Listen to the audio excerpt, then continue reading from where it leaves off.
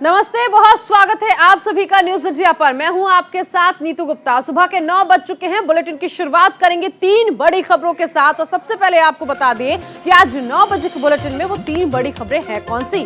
सबसे पहले बात होगी पटना की, जहां पर बीजेपी का आज मंथन होगा और कहा जा रहा है कि यहां पर रोड शो भी किया जाएगा, जिसकी तैयारी बीजेपी के तमाम कार्यकर्ता करने में लगे हुए हैं। दूसरी खबर, उज्जवल भारत उज्जवल भविष्य के तहत आज समापन समारोह है। पीएम नरेंद्र मोदी शामिल होंगे इस कार्यक्रम में। वीडियो कॉन्फ्रेंसिंग के जरिए ये कार्यक्रम जो है वो किया जाएगा। तीसरी खबर दिल्ली से है, जहां पुरानी शराब नीति यानी कि जो पुरानी लिकर पॉलिसी है उसी को अभी बरकरार रखा जाएगा लगभग 6 महीने तक, और नई शराब नीति को वापस दिल्ली सरकार ने ले लिया है। दरअसल बीजेपी ने जोरदार तरीके से विरोध किया था, जिसके बाद पुरानी जो शराब नीति है उसी पर फिलहाल ये नीति लागू रहेगी।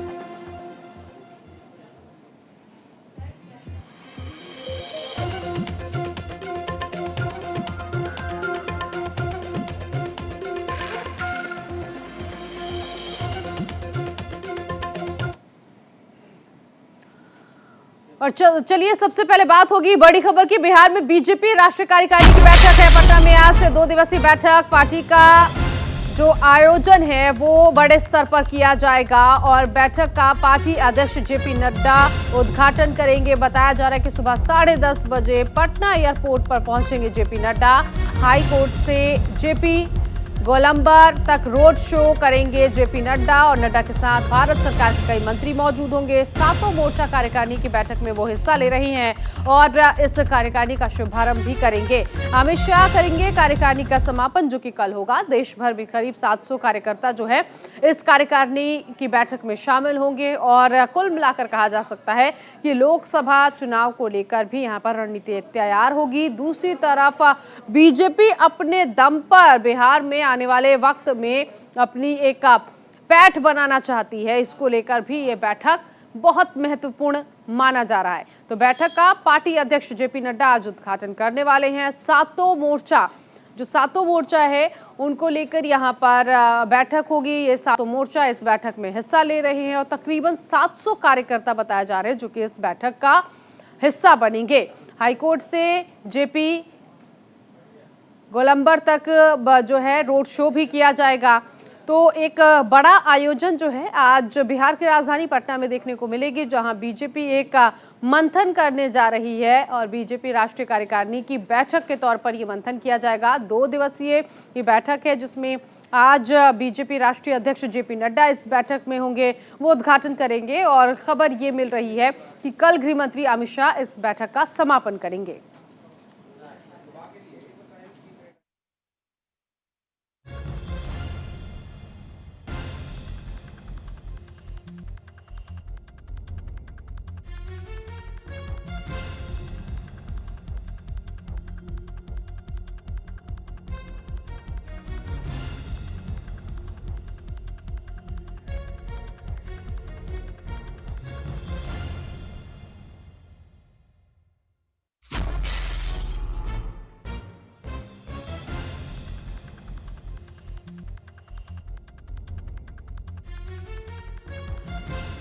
तो सुबह 10:30 बजे पटना एयरपोर्ट पहुंचेंगे जेपी नड्डा और हाईकोर्ट से जेपी गोलंबर तक रोड शो किया जाएगा। संजीव राय इस वक्त मेरे सहयोगी जुड़ गए इसी खबर पर आगे की जानकारी के लिए। संजीव, किस तरह की तैयारियां वहां पर आप देख रहे हैं, क्योंकि जो तस्वीरें हम देख रहे हैं अलग अलग जगहों पर, कहा जा सकता है कि पूरे पटना में पोस्टर लगाया गया है और ये पोस्टर इशारा कर रहे हैं कि आज बड़े स्तर पर ये बैठक होगी।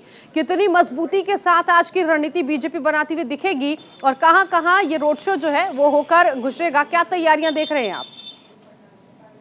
बिल्कुल, देखिए ये जो कार्यकारिणी की बैठक है इसमें लगभग 750 से अधिक जो पदाधिकारी और सदस्य वो हिस्सा ले रहे हैं। मैं बता दूं आपको कि पिछले 48 घंटे से जो सदस्य थे वो बिहार के अलग अलग जिलों में जाकर वहां प्रवास किए थे। 200 ऐसे विधानसभा क्षेत्र है जहां वहां प्रवास कर बिहार को जानने की कोशिश की थी। वो कई कहते हैं देश के कई इलाकों से आए थे और आज जो अहम कार्यक्रम है, जेपी नड्डा 10:30 बजे पटना एयरपोर्ट पहुंचेंगे। उसके बाद पटना हाईकोर्ट के पास बाबा साहब भीमराव अंबेडकर को माल्यार्पण करेंगे और वहीं से एक बड़ा आगाज कह सकते हैं बीजेपी का है, रोड शो शुरू हो जाएगा। और वो रोड शो पटना के गांधी मैदान जेपी गोलंबर तक जाएगा, जहां पूरे इस दौरान जेपी नड्डा का स्वागत होगा और रोड शो का भव्य कह सकते हैं कि एक तरह से पूरी तैयारी की गई है। देखिए, ये पूरा कार्यक्रम 28 तारीख से ही इसकी शुरुआत हो गई थी और जिस तरह से अगर आप पटना की तस्वीरों को देख पाएंगे तो पटना की जो शक्ल है वो पूरी तरह से पोस्टरों से बांट दिया गया है। कई जगह रोड शो के लिए जो है स्टेज बनाए गए हैं और ये एक कह सकते हैं बीजेपी को जो यहाँ के कार्यकर्ता है, नेता है, वो बेहद खुश नजर आ रहे हैं। मैं बता दूं क्योंकि संजीव कहा जा रहा है कि बीजेपी अपने दम पर आने वाले वक्त में बिहार को जीतना चाहती है, इसीलिए बहुत महत्वपूर्ण हो गया है आज जो ये बैठक होगी और रोड शो। आगाज जेपी नड्डा करेंगे और समापन कहा जा रहा है कि अमित शाह करेंगे। तो कल अमित शाह यहाँ पर पहुंचेंगे, ऐसे में क्या तैयारियां, सुरक्षा के कितने इंतजाम कल को लेकर भी? देखिए, सुरक्षा को लेकर केंद्रीय जो कह सकते हैं कि सुरक्षा है वो यहाँ मौजूद है, क्योंकि देखिए इस कार्यक्रम में कई केंद्रीय मंत्री मौजूद रहेंगे। खुद नित्यानंद राय जो है गृह राज्य मंत्री, वो इसको लीड कर रहे हैं और तमाम बड़े मंत्री जो है वो मौजूद रहेंगे। उसके अलावा बिहार के जो बिहार प्रदेश के जो मंत्री हैं भाजपा कोटे से, वो सभी लोग यहाँ पर मौजूद रहेंगे। मैं बता दूं कि सुरक्षा के दृष्टिकोण से चप्पे चप्पे पर पूरी तरह से ये बिहार पुलिस के जवान के साथ साथ केंद्रीय जो सुरक्षा बल है वो तैनात है, क्योंकि देखिए जेपी नड्डा का जो कार्यक्रम है, कई ऐसे कार्यक्रम है जेपी नड्डा जी के, तो ये बहुत महत्वपूर्ण है 24 घंटे, क्योंकि जिस तरह से वो रोड शो करेंगे उसके बाद आज 4 बजे वहां जाकर जो है बापू सभागार जाएंगे, वहां जो है व्यवस्था देखेंगे। उसके अलावे उनका जो कार्यक्रम है कल का जो कार्यक्रम वो मौर्या होटल में वो ग्राम संसद लगाएंगे और ये कार्यक्रम आज और कल दोनों दिन होंगे। ऐसे में मुझे ये भी बताइएगा, जो सहयोगी दल है जेडीयू, उस पर कैसा असर होगा इस कार्यक्रम को जिस तरह से बीजेपी कर रही है? मुख्यमंत्री नीतीश कुमार है, फिलहाल वो कोरोना से जूझ रहे हैं। जो जानकारी मिली है कि 3-4 दिनों से उन्हें कोरोना हो गया है। हालांकि अटकलें ये भी लगाई जा रही है राजनीतिक गलियारों में कि कहीं न कहीं दूरियां बनाई जा रही है। कल मैंने खुद जेडीयू के कई बड़े नेताओं से बात किया तो उन्होंने कहा कि ये पार्टी का अपना कार्यक्रम है और कोई भी पार्टी अपनी तरह से अपना कार्यक्रम करती है। हालांकि देखिए, आपको याद होगा कि जिस तरह से जेडीयू और बीजेपी के बीच जो बयानों का दौर चला था, उसमें कहीं न कहीं दूरियां आई थी। तो कल जेडीयू ने भी कई नए प्रवक्ताओं को जोड़ा है, ताकि जो है जो बयानबाजी हो रही है उस पर जो बयानबाजी में जिस तरह से बातें आ रही थी उस पर विराम लगाया जाए। तो जेडीयू इस कार्यक्रम से पूरी तरह से दूरी बनाए हुए है और ऐसे में मुख्यमंत्री नीतीश कुमार को जिस तरह से कोरोना है, तो जाहिर तौर पर यह बिल्कुल साफ हो गया है कि जो बड़े नेता आ रहे हैं बिहार में, अमित शाह और जेपी नड्डा, तो उनसे मुलाकात की बेहद कम संभावनाएं बन रही है, क्योंकि उन्हीं के एक मंत्री ने कहा है कि जब तक वो स्वस्थ नहीं होते हैं वो किसी से मिल नहीं सकते। बिल्कुल साफ है कि जेडीयू के कोई भी नेता, बड़े नेता भी इस कार्यक्रम में या इनसे मिलने की कोई अभी वर्तमान में कहीं पर कोई चर्चा नहीं है। ऐसे में संजीव, क्या आज जो ये बैठक हो रही है इसके पीछे ये भी एक वजह मानी जा सकती है कि जो बिहार इलेक्शन हुआ था, अभी विधानसभा चुनाव जो हुआ था, उसमें बीजेपी के परफॉर्मेंस को लेकर कई तरह के सवाल उठ रहे थे। क्या उन सवालों को ही लेकर आज ये मंथन किया जा रहा है और क्या इसके पीछे भविष्य में समीकरण भी बदलते हुए नजर आएंगे? क्या लगता है आपको? देखिए, आपको जिस तरह से 200 विधानसभा को चुना गया और 42 जो विधानसभा क्षेत्र थे उनको छोड़ दिया गया, यानी कि जो नीतीश कुमार जहां जहां से उनकी पार्टी के विधायक हैं वहां कहीं भी उन्होंने अपना जो प्रवास में भेजा था, 48 घंटे के प्रवास में जो इनके सदस्य थे, 750 सदस्य जो आए हुए हैं, उनको वहां नहीं भेजा गया है। मकसद साफ है कि जिन 200 विधानसभा क्षेत्रों में भाजपा ने अपनी पकड़ बनाई है, क्योंकि बड़े भाई के रूप में इस बार के विधानसभा में खड़े हुए और इस बार जेडीयू को भारी नुकसान हुआ था सीटों के मामले में जेडीयू सिमट कर रह गई थी। तो कहीं न कहीं एक तरह से, क्योंकि पहले से ये था कि अगर विधानसभा चुनाव जीत कर आते हैं तो मुख्यमंत्री जो है नीतीश कुमार ही होंगे, लेकिन इस बार मुख्यमंत्री नीतीश कुमार छोटे भाई के तौर पर है और भले ही वो मुख्यमंत्री की भूमिका में है, लेकिन बीजेपी अब चाह रही है कि अपना पूरी तरह से वर्चस्व कायम रखा जाए और यही कारण है कि देखिए इसको पूरी तरह से लोकसभा के चुनाव का आगाज माना जाए, क्योंकि जिस तरह से बिहार में जिस तरह से इस बार जो तैयारी की गई है और प्रेस कॉन्फ्रेंस में संजय जायसवाल ने जिस तरह से सवालों का जवाब दिया, उससे साफ जाहिर है कि अपने पूरी टीम को जिस तरह से उतार दिया है भाजपा ने, तो ये तैयारी अभी से आगाज है कि 2024 तक इतना मजबूत कर दिया जाए कि तमाम लोकसभा सीटों पर काबिज हो सके भाजपा। और कैसे रणनीति तय करनी है, अमित शाह इसको अच्छी तरह से जानते हैं कि किस तरह से रणनीति तय की जाएगी। जातीय समीकरण के आधार पर राजनीतिक समीकरण के आधार पर और क्षेत्रीय समीकरण के आधार पर, क्योंकि देखिए बिहार में बहुत कुछ मायने रखता है किसी भी चुनाव के लिए, चाहे वो लोकसभा चुनाव हो चाहे वो विधानसभा चुनाव हो। तो ये सारी बातों को के मद्देनजर रखते हुए यही कारण था कि 24 से 48 घंटे तमाम जो सदस्य थे उनको बिहार के विभिन्न 200 विधानसभा क्षेत्रों में भेजा गया था। वो फीडबैक देंगे। जेपी नड्डा के आने के बाद उनको ये फीडबैक देंगे, अमित शाह को ये फीडबैक मिलेगा। उसके बाद जब कल अमित शाह बिल्कुल फीडबैक तो देखिए, अब जो आज और कल दोनों दिन बैठक होगी उसके बाद तो समझ में आएगा और पता भी चलेगा कि फीडबैक कैसा आ रहा है। लेकिन मुझे ये बताइए कि क्या विपक्षी दल की तरफ से रिएक्शन आने शुरू हो चुके हैं? आरजेडी की तरफ से क्या कुछ कहा गया है? इन दोनों दिनों महामंथन कह सकते हैं बीजेपी की तरफ से किया जा रहा है इसको लेकर।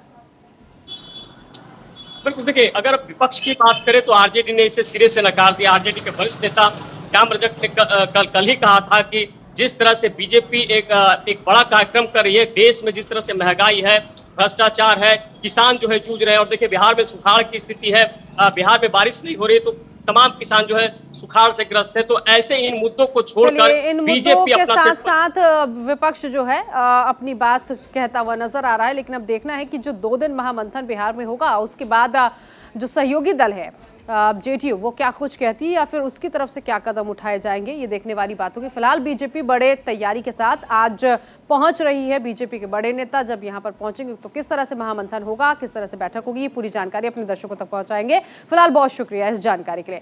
आगे बढ़ेंगे। पीएम नरेंद्र मोदी आज दोपहर 12:30 बजे वीडियो कॉन्फ्रेंसिंग के जरिए उज्जवल भारत उज्जवल भविष्य का समापन जो समारोह है उसमें हिस्सा लेंगे। कार्यक्रम के दौरान पीएम नरेंद्र मोदी पुनः निर्मित वितरण क्षेत्र योजना का शुभारंभ करेंगे। पीएम मोदी एनटीपीसी की कई हरित ऊर्जा परियोजना का शिलान्यास और लोकार्पण भी करेंगे। इस दौरान PM Modi national solar rooftop portal का भी शुभारंभ करने वाले हैं। तो कई ऐसी परियोजनाएं हैं जिनका शुभारंभ उद्घाटन होना है आज। लेकिन जिस तरह से आज ये जो कार्यक्रम किया जाएगा उज्जवल भारत उज्जवल भविष्य, ये समापन समारोह है आज। और इस समापन समारोह में ही एक बार फिर से कई ऐसी योजनाएं जो बेहद महत्वपूर्ण है देश के लिए, उन योजनाओं का आगाज होगा। इनका उद्घाटन शिलान्यास पीएम नरेंद्र मोदी करेंगे। वीडियो कॉन्फ्रेंसिंग के जरिए ये कार्यक्रम किए जाने हैं। हरित ऊर्जा परियोजनाओं का लोकार्पण होगा।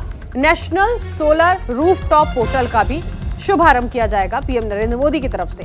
तो उज्जवल भारत उज्जवल भविष्य कार्यक्रम के तहत ये तमाम जो परियोजनाएं हैं, इन परियोजनाओं की शुरुआत करेंगे। राजीव तिवारी इस वक्त हमारे साथ सहयोगी जुड़ गए इसी खबर पर आगे की जानकारी के लिए। उज्जवल भारत उज्जवल भविष्य जो ये कार्यक्रम है जिसका समापन आज हो रहा है राजीव, इस कार्यक्रम के तहत कई ऐसी परियोजनाएं हैं जिसका लोकार्पण और शिलान्यास किया जाएगा। इन परियोजनाओं के बारे में बताइए कि कितनी महत्वपूर्ण ये परियोजनाएं हैं। बिल्कुल, अगर देखा जाए तो प्रधानमंत्री नरेंद्र मोदी जब से प्रधानमंत्री बने हैं तब से लगातार डेवलपमेंट को लेकर के पूरे देश में हर राज्य में काम कर रहे हैं। तो उज्जवल भारत उज्जवल भविष्य के तहत जो है आज ढेर सारी परियोजनाओं का वो उद्घाटन करेंगे। और जैसा कि देखा जाए तो सामने चुनाव भी है और चुनाव को देखते हुए लगातार केंद्र सरकार लगातार तेजी से काम कर रही है। जैसा कि जनमानस से उसने वादा किया था, एक जनमानस में एक मैसेज देने की कवायद भी है सरकार की कि जो प्रधानमंत्री नरेंद्र मोदी ने जनता से वादा किया है उसको पूरा भी करते हैं। तो सामने कई राज्यों में विधानसभा चुनाव है, जैसे गुजरात की बात की जाए, राजस्थान की बात की जाए और दूसरे राज्यों में भी तैयारी चल रही है। साथ ही जो 2024 का जो चुनाव है बहुत ही महत्वपूर्ण है। ऐसे में प्रधानमंत्री नरेंद्र मोदी लगातार जनमानस का विश्वास जीतने के लिए तेजी से काम कर रहे हैं और इसी क्रम में देखा जाए तो आज कई परियोजनाओं का जो है उद्घाटन करेंगे। जी, ऐसे में जो ये रूफटॉप जो पोर्टल है, ये किस तरह का पोर्टल है, किस तरह से काम किया जाएगा, क्या जानकारियां मिल पाएगी इस पोर्टल के जरिए? देखिए, इस पोर्टल के जरिए जो है आम जनमानस जो भी है जहाँ से भी चाहे तो ऑनलाइन अपना इसमें जानकारी ले सकते हैं और जो परियोजना है इसका वो लोग लाभ ले सकते हैं। तो कुल मिलाकर के देखा जाए तो जिस तरह से तमाम चीजें जो टेक्नोलॉजी पर डेवलपमेंट है, हर चीजें ऑनलाइन होती जा रही है, उसी क्रम में पोर्टल है और इसके माध्यम से लोगों को लाभ मिलेगा। और ऐसे में हरित ऊर्जा परियोजना कहा जा सकता है कि इसके पीछे भी जो आम जनमानस है उसको लाभ पहुंचाने के लिए इस परियोजना का आज आगाज हो रहा है, इसका शिलान्यास किया जाएगा। किस तरह की ये परियोजना होगी? देखिए, यह जो परियोजना है इससे जो आम जनता को किस तरह से लाभ मिले इस पे फोकस है। तो इसी वजह से पोर्टल का भी इसमें लॉन्चिंग है कि आम जनता जो है इससे जुड़ जाए और इससे फायदा ले सके। तो प्रधानमंत्री ने जो वादा किया है उज्जवल भविष्य के लिए आम जनता से, तो उसी क्रम में जो है इस पोर्टल का जो है और इसका जो उद्घाटन है। ठीक है, बहुत शुक्रिया राजीव इस जानकारी के लिए। और आगे बढ़ेंगे, एक बड़ी खबर इस वक्त की मिल रही है दिल्ली से, जहां दिल्ली सरकार ने वापस ली है नई शराब नीति। फिलहाल के लिए लागू रहेगी पुरानी शराब नीति। 6 महीने में नई शराब नीति को आधिकारिक तौर पर लागू किया जाएगा। 6 महीने एक्सटेंड कर दिया गया है। फिलहाल बीजेपी कर रही थी नई शराब नीति का विरोध और इसीलिए नई शराब नीति आने तक पुरानी शराब नीति जो है वो लागू रहेगी। इससे पहले याद दिला दें आपको कि मनीष सिसोदिया के घर के बाहर भी जबरदस्त तरीके से बीजेपी ने हंगामा किया था नई शराब नीति को लेकर। और उपराज्यपाल की बात की जाए तो सीबीआई जांच के आदेश उपराज्यपाल की तरफ से दिए गए। इन सब कुछ के बीच जो है अब कहा जा रहा है कि नई शराब नीति के लिए फिलहाल जो सरकार है उसने ये सोचा है कि 6 महीने तक अभी इस शराब नीति को वापस लिया जाए और अभी पुरानी शराब नीति जो है वही एक्सटेंड होगी। हालांकि नई शराब नीति जिस तरह से ये नीति आई थी इसको लेकर जितने भी बिजनेसमैन हैं जो व्यापारी हैं वो टेंशन में आ गए थे, लेकिन अभी 6 महीने के लिए खबर मिल रही है कि नई शराब नीति लागू नहीं होगी, पुरानी शराब नीति पर ही काम किया जाएगा और उसी के तहत शराब की बिक्री होगी।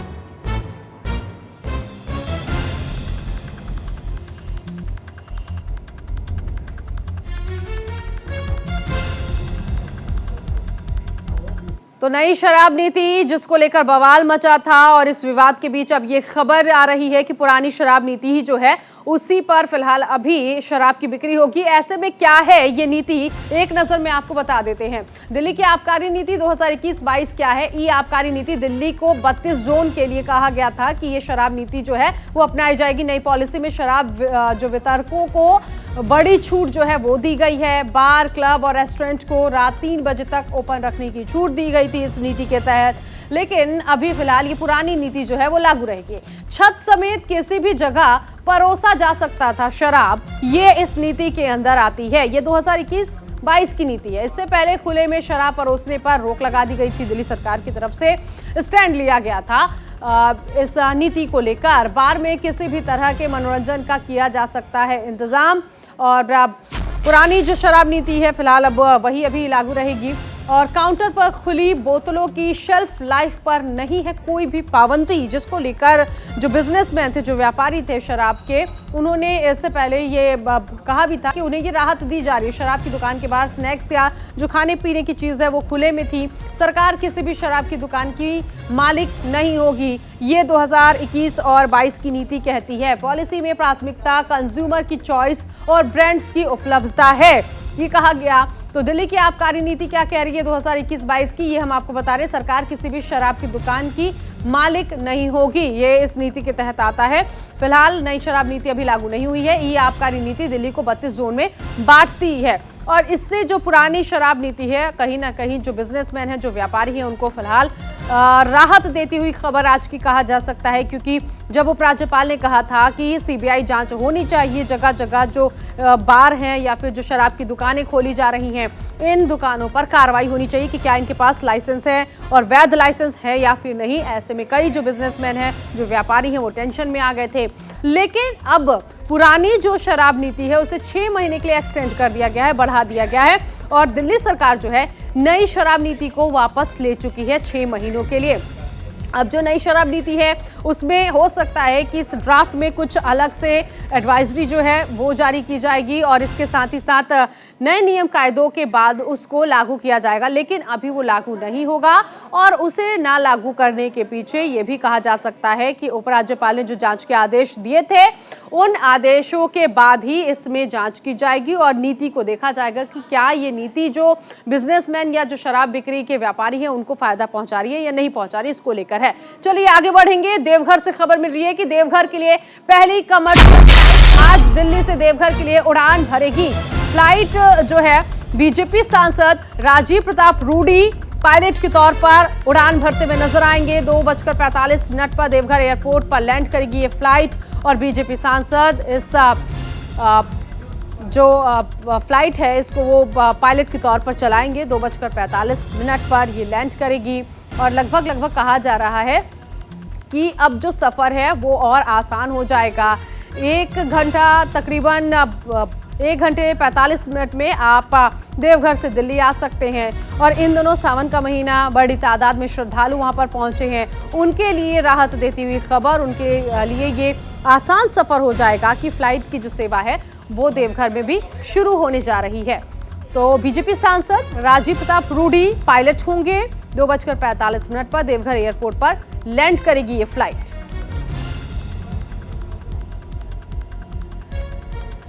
कुलवंत सिंह इस वक्त हमारे साथ सहयोगी जुड़ गए इसी खबर पर आगे की जानकारी के लिए।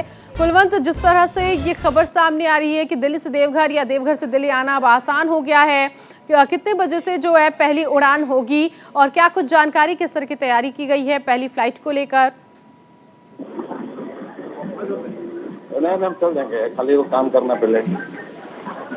हाँ, हेलो कुलवंत, आपको मेरी आवाज मिल रही है?